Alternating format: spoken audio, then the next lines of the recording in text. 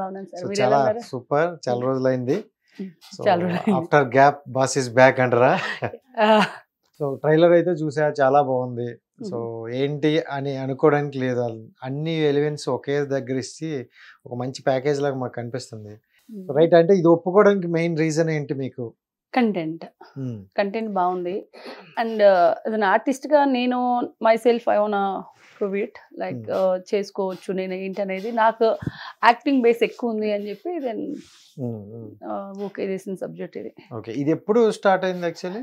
ఇది యాక్చువల్గా long బ్యాకే start అయింది. మ్మ్. బట్ కంప్లీట్ అయిన తర్వాత ఒక ఆల్మోస్ట్ చాలా రోజులు అంటే సీజీ వర్క్ అంతా ఉంటుంది కదా.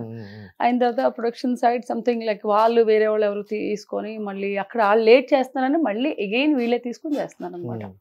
నాకు ఇది ట్రైలర్ ఇది చూసాక నాకు చాలా బాగా అనిపించింది. బట్ ఇది కొంచెం ఇంకా కొంచెం ముందు రిలీజ్ అయితే బాగున్నేమో, ఎందుకంటే ఈ టైప్ ఆఫ్ జోనర్స్ మనకి ఈ మధ్య కాలం చూసేసాం కదా అని ఒక ఫీల్ వచ్చింది. అది ఆడియన్స్ లోకి కూడా వచ్చే అవకాశం ఉందా?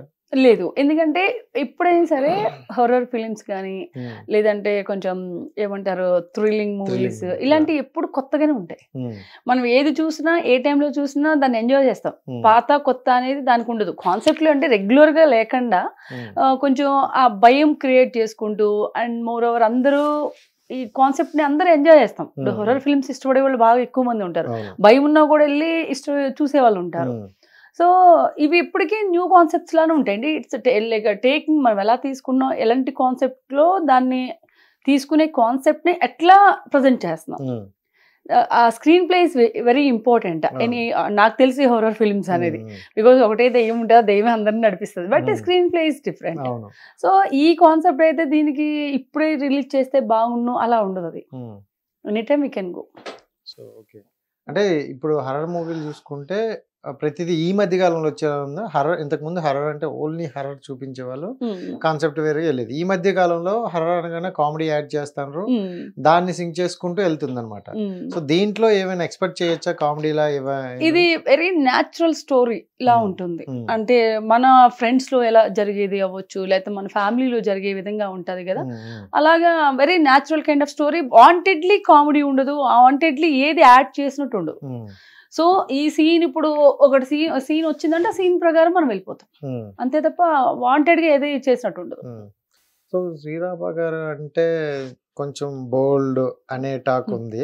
సో ఒకే ఒక సినిమా నుంచి చేసిన తర్వాత ఏం లేదు కదా. సో చాలు కదా, అక్కడి నుండి అదే జనాల్లోకి ఎక్కించేసారు బాగా. అంటే ఆ టైంలో జనాలు ఫ్రీగా ఉండి చూసారు.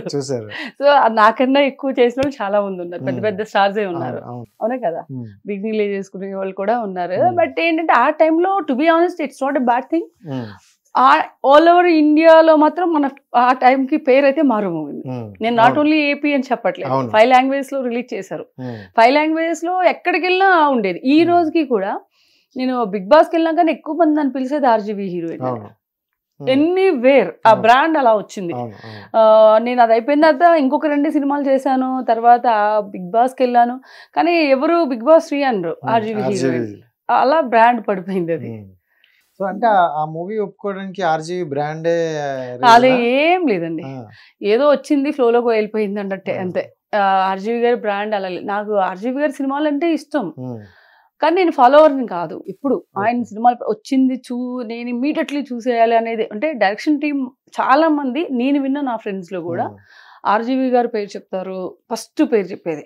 అంటే ఒక మణిరత్నం గారు, ఆర్జీవీ గారు, ఇప్పుడు తెలుగులో ఒక మణిరత్నం గారు, ఏమంటారు రాజమౌళి గారు, ఇలాగ ఎలా ఉన్నారో అలాగే ఫస్ట్ పేర్లో వినే పేర్లు అయితే నేను ఆర్జీవీ గారి పేరు, మణిరత్నం గారి పేరు ఎక్కువ వినేదాన్ని ఫ్రెండ్ సర్కిల్. అప్పుడు ఆయనతో ఎప్పుడు వర్క్ చేయలేదు, కానీ అలా వినే. ఎవరు అడిగినా ఫస్ట్ తెలుగులో ఎవరైనా ఒక డైరెక్టర్ ఇన్స్పిరేషనల్ ఉంటుంది అంటే ఫోటో 3 members లో ఫస్ట్ ఒకటి ఉంటది. నేను చాలా మంది ఈవెన్ మా డైరెక్టర్ వాళ్ళ ఆఫీస్ లో కూడా చూసాను నేను. వాళ్ళ దానిలో కూడా రాజమౌళి గారిది హిందీ ఫోటో ఉంది. ఆఫీస్కి వెళ్ళంగానే ఫస్ట్ ఎంటర్ అయింది అదే. నాట్ ఓన్లీ అంటే ఒకటని లేదు, 90% కొత్తగా వచ్చి అసిస్టెంట్ డైరెక్టర్ అవ్వచ్చు వీళ్ళందరికీ సినిమా అనే పిచ్చున్న వాళ్ళకి డైరెక్టర్ పాయింట్ ఆఫ్ వ్యూలో ఆయన ఉంటాడని అనుకుంటున్నాను. మీకు ఫస్ట్ టైం ఆర్జీవీ అంటే మీరు అప్పటి వరకు విన్నారు, అక్కడ సెటిల్ చూసారు. సో ఏం డిఫరెంట్ అనిపించింది విన్నదానికి చూసిన దానికి? ఆర్జీవీ గారు చూసే ఆర్జీవీ గారు వేరు, మనం కలిసి పనిచేసే ఆర్జీవీ గారు వేరు, టోటల్ గా డిఫరెంట్. ఆయన పైన మాట్లాడేది కానీ అది కానీ ఉండరు. ఈజ్ వెరీ వర్క్ వర్క్ విషయంలో అసలు చాలా బాగా మనకి నచ్చుతారు. ఎందుకంటే ఇదే టైం పాస్ చేసినట్టు ఇలా పెట్టి అలాగా ఎప్పుడు నేను ఆయనతో వర్క్ చేసినప్పుడు అయితే నేను ఎప్పుడు అంత ఈజీగా చూడలేదు ఆయన్ని. అండ్ మోర్ ఓవర్ చాలా రెస్పెక్ట్ చేస్తారండి ఆయన, ఎనీబడి, నాట్ ఓన్లీ గర్ల్స్, ఎవరు వెళ్ళినా కానీ రిసీవింగ్ చాలా బాగుంటుంది, హాస్పిటాలిటీ చాలా బాగుంటుంది. అండ్ వర్క్ పాయింట్ ఆఫ్ వ్యూలో కూడా అంతే. నేను ఎప్పుడు ఏ పాయింట్ ఆఫ్ వ్యూలో ఆయన దగ్గర నేను ఇబ్బందికరంగా ఫీల్ అవ్వాలి. So work style is totally different, చాలా బాగుంటుంది. అంటే ఇష్టపడతాం టెక్నికల్గా. సో ఆ మూవీకి మీకు ప్లస్ అయింది అనుకోవచ్చా, మైనస్ అయింది అనుకోవచ్చా? నాకు ప్లస్ అనుకుంటా. ఎందుకు చెప్పనండి, ఎక్కడో ఉన్న శ్రీరాపకు ఒక డిజైనర్గా ఉన్న అమ్మాయి ఈ రోజు అంతమందికి ఇప్పటికీ మనం ఎన్ని సినిమాలు చేసి ఇప్పుడు ఏది చేసినా, ఏ టీవీ షోస్ చేసినా, ఏం చేసినా ఆయన పేరు చెప్తున్నారు కదా, ఎందుకు మైనస్ అని అనుకోవాలి నేను? అంటే బ్యాడ్ నేనేం వెళ్ళలేదే, అంటే బ్యాడ్గా తీసేసి వేరే యాంగిల్లో మనం ఒక టోటల్గా బ్యాడ్ దానిలో పెట్టారనుకుంటే నేను ఫీల్ అవ్వాలి. ఇట్స్ ఎ మూవీ, అంతే కదా. మూవీ పరంగానే మనం వెళ్ళాలి. మేబీ అది ఆర్జీవి గారు క్రెడిట్ కాబట్టి, లేకపోతే ఆ టైంలో అంతకన్నా చాలా పిచ్చి పిచ్చి సినిమాలు తీసిన వాళ్ళు ఉన్నారు. మరి వాళ్ళెవరికి లేదు, అట్లీస్ట్ నేమ్ కూడా లేదు, వేరే ఒక బ్యాడ్ నేమ్లో పోయారు.